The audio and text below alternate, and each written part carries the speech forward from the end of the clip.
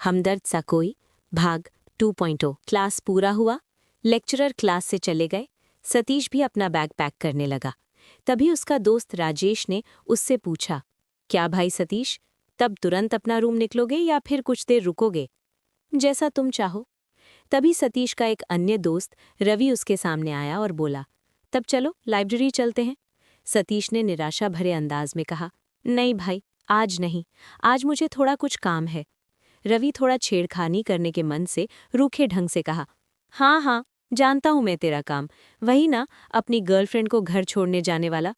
इस पर सतीश चिढ़ते हुए तपाक से उत्तर दिया, भाई वो मेरी गर्लफ्रेंड नहीं है, वो बस एक अच्छी दोस्त है। तब रवि मुस्कुराते हुए बोला, चिल कर यार, मैं बस मजाक कर रहा था। ठीक, तब तुम जाओ, मैं चलता हूँ लाइब्रेरी को।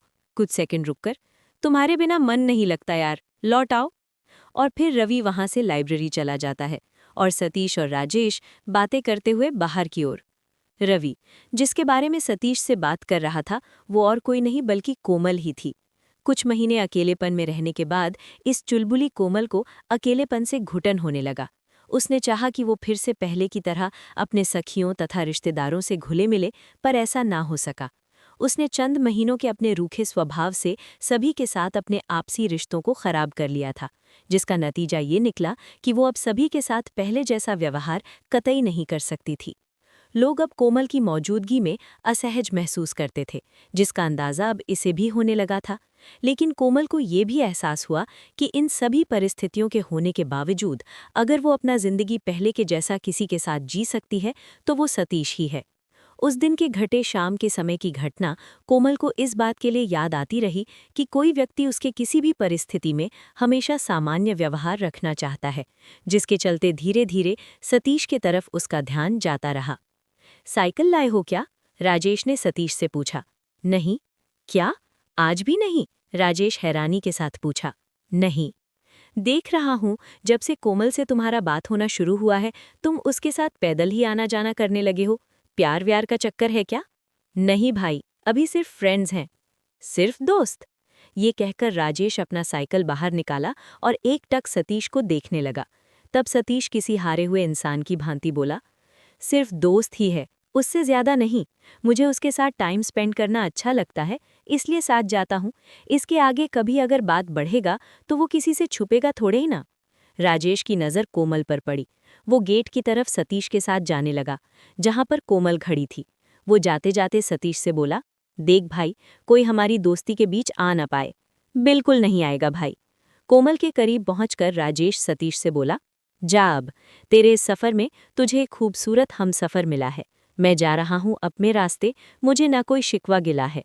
कुछ लम्हे का ही साथ होता है दोस्त के साथ यादें मनाने के लिए। लोग मिलते हैं फिर बिछड़ जाते हैं, दुनिया में यही सिलसिला है।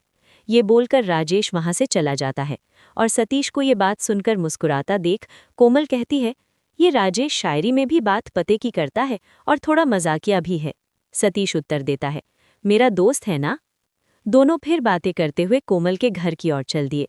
क्लास में अधिकतर कोमल सतीश को रवि के साथ और बाहर राजेश के साथ देखती थी, इसलिए वो रास्ते में चलते चलते सतीश से पूछ दी कि उसका इन दोनों से दोस्ती कैसे हुई। जहां एक और मेधावी लड़का था और वो पढ़ाई के अलावा बाकी किसी काम में बहुत कम ही ध्यान देता था, और दूसरी ओर राजेश सामान्य लड़का था। वो बाकी चीज़ों में जितना ध्यान देता था, पढ़ाई में तो उससे कम ही देता था। आमतौर पर यह देखा जाता है कि लोग अक्सर अपने जैसे लोगों से ही दोस्ती करते हैं, इसलिए कोमल के मन में ये जिज्ञासा उठना भी जरूरी ही था। चलते चलते सतीश कोमल को ये बताना शुरू किया कि कैसे उसकी दोस्ती इन दोनों से हुई। जब मौसम बदल जाते हैं तो कई पौधे सूख जाते हैं, लेकिन पेड़ तब भी हरा भरा रहता है। ये उसकी आदत होती है। उसके कुछ पत्तियां झड़ जाती हैं, फिर भी इतनी तो बची ही होती हैं कि किसी पंथी को छाया दे सके।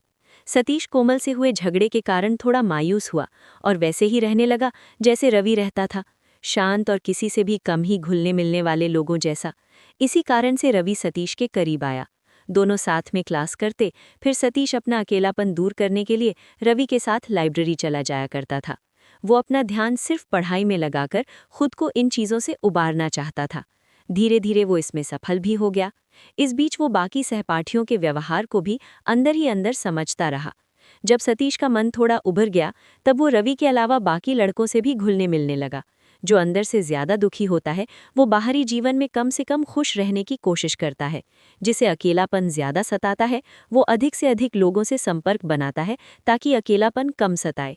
सतीश बाकी लड़कों से तो संपर्क बना रहा था, लेकिन किसी भोग के खाने में भी वो स्वाद कहाँ जो स्वाद अपनी माँ के हाथों से बने खाने में होता है।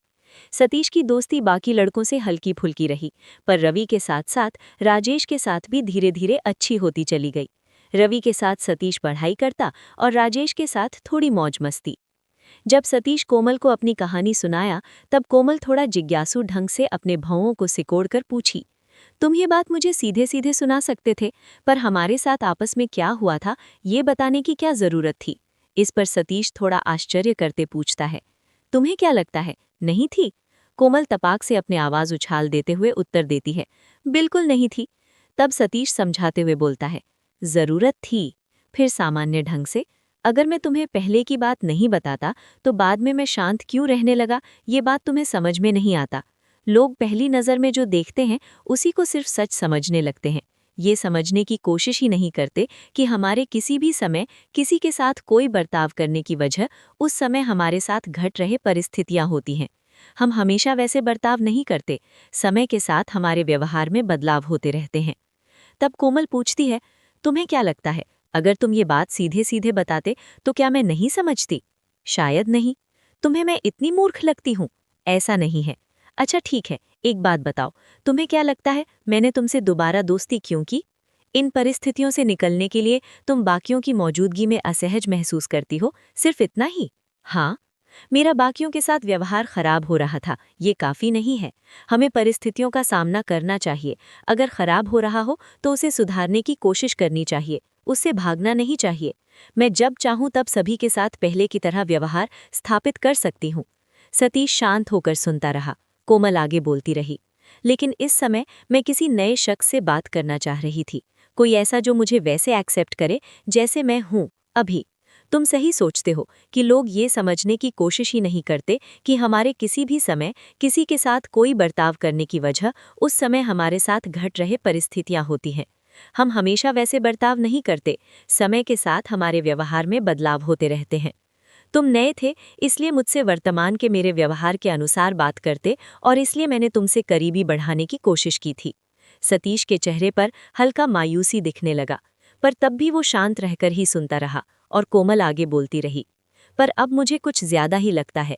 मुझे ऐसा महसूस होता है कि तुम्हें इससे फर्क नहीं पड़ता कि मैं कल कैसी थी। तुम मुझे वैसे एक्सेप्ट करते हो जैसे मैं आज हूँ, इसलिए मुझे ऐसा लग रहा है कि हम दोस्ती से आगे निकल रहे हैं। मतलब? जैसा कि लोग कहते हैं, थोड़ा खिंचते हुए कि हमारे बीच कुछ। सतीश बीच में ही टोक देता है, देखो हम दोस्त हैं, हमारे बीच समझ अच्छी बैठती है, रहते साथ में हैं ये अलग बात है, पर मैं तुमसे प्यार नहीं करता। तुम पर सहानुभूति या सिंपथी तो होती है, मगर तुम्हारा सुख दुख मुझे महसूस नहीं होता।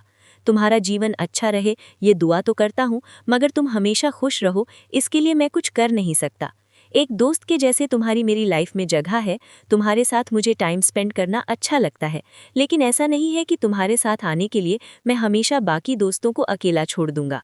तुम अच्छी लड़की हो, तुमसे दोस्ती किया जा सकता है, मगर मुझे तुम्हारे लिए कोई प्यार व्यार वाले बाकी के जज्बात महसूस ही नहीं होते। अब तुम ही सोचो ना, उस टाइम मैंने तुम्हारा मन बहलाने की कोशिश किया एज अ फ्रेंड, मगर अगर प्यार वाली बात होती तो तुम्हारे नाराज होने के बावजूद तुम्हें खुश रखने की कोशिश करता, तुम्हें मनाने की कोशिश करता, मगर मैंने ऐसा कुछ नहीं किया। इसलिए हम सिर्फ दोस्त हैं, उससे ज्यादा नहीं। तुम्हें सोचती हूँ, मुझे भी ऐसा लगता है कि प्यार जज्बात है और दोस्ती एक रिश्ता। जज्बात खत्म हो सकते हैं पर रिश्ते तोड़े नहीं जाते। दोस्ती वाला प्यार अलग होता है, प्रेमी वाले प्यार में काम वासना भरा रहता है। मगर हमें लोगों का मुंह बंद कराने के लिए मुझे लगता है शायद हमें ऐसा मान लेनी चाहिए। लोग हमेशा कुछ न कुछ बोलते ही रहेंगे, अभी उन्हें शक है, वैसे में उन्हें भरोसा हो जाएगा। अरे, तुम्हारा घर आ गए और पता भी नहीं चला। कोमल और सतीश के कॉलेज से घर आने के क्रम में इनकी ये बातें सुनते सुनते मैं कैसे बीत गया मुझे भी पता नहीं चला। वैसे तो लोगों की जिंदगियों से अब तक कई चीज़ों को मैं सीखा हूँ, लेकिन उनकी ये ज्ञान भरी बातों वाली ये खूबसूरत लम्हा मुझे बहुत पसंद है। मैं बीतता रहता हूँ, मगर मुझे हमेशा तलाश रहती है ऐसे ही लम्हों की जो एक कहानी बन सके और लोगों को सीख दे सके, उनके जीवन को एक अलग और अच्छी दिशा दे सके। सतीश कोमल के घर की घंटी बजाता है और पीछे मुड़कर कोमल को कहता है, हमें अपने वर्तमान में ऐसा कोई काम नहीं करना चाहिए जो शायद भविष्य में हमारी या किसी और की भी जिंदगी खराब करे। लोगों की अगर हम एक बात मानेंगे तो वो हमसे आगे और काम करवाएंगे। सतीश दोबारा दरवाजे की घंटी बजाने के लिए जैसे ही मुड़ा, दरवाजा खुला। चौखट के अंदर से कोमल की माँ सतीश पर नजर पड़ते ही अपने चेहरे में थोड़ा मुस्कान लाते हुए बोली, अरे सतीश, नमस्ते आंटी, आओ अंदर आओ। सतीश अपने कदमों को पीछे करते हुए बोलता है, नहीं आंटी, अभी जल्दी में हूँ, फिर कभी आऊंगा। ये बोलकर वहां से चला जाता है। ये सतीश हमेशा जल्दी में रहता है कि हमसे डरता है इसलिए भाग जाता है? नहीं माँ, ये जल्दी लोगों से घुलता मिलता नहीं है। कोमल और उसकी माँ दोनों अंदर चले जाते हैं। भाग समाप्तम। कहानी अगले भाग में जारी रहेगी। हमदर्द सकोई, भाग 3। This story has written by an unknown Krishna and published on 13th September 2017. Krishna का ये स्टोरी लिखने के पीछे का इंस्पिरेशन इस विचार को व्यक्त करना था कि ये ज़रूरी नहीं कि साथ रहने वाला हर लड़का लड़की लवर्स हो। अगर आप ये बोलते हो कि लड़का लड़की कभी फ्रेंड्स नहीं हो सकते, तो ये बात मैं समझता हूँ कि आप अपने सामने ऑपोजिट कैरेक्टर वाले पर्सन की मौजूदगी में खुद पर कंट्रोल नहीं रख सकते, इसलिए ऐसा बोल रहे हो। और अगर ऐसा नहीं है तो चाहे कुछ भी बोल लो, ये बात अंदर से आप भी जानते हो कि लड़का लड़की भी फ्रेंड्स हो सकते हैं। कृष्णा की स्टोरी का ये ऑडियो बुक सुनने के लिए आभार। अगर आप उसकी साहित्यिक रचनाओं को पढ़ना चाहते हैं तो आप उसके ब्लॉग krishnakunal.blogspot.com पर जाएं, और अगर उसकी स्टोरीज़ की ऑडियो बुक्स को सुनना आप पसंद करते हो तो लेटेस्ट अपडेट्स को पाने के लिए उसकी यूट्यूब चैनल को सब्सक्राइब करें या इंस्टाग्राम या फिर फेसबुक में फॉलो करें। उसे सपोर्ट करने के लिए उसके कॉन्टेंट्स पर लाइक, कॉमेंट, शेयर ज़रूर करें। धन्यवाद।